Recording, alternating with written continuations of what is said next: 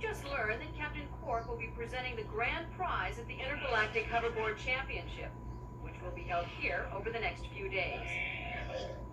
In related news, this planet has recently been suffering from an infestation of strange amoeboid creatures.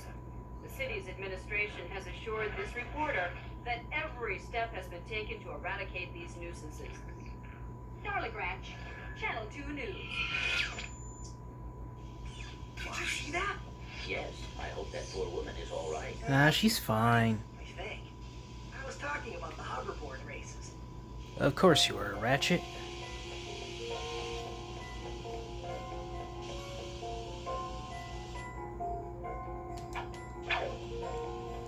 Oh my god. Stop it.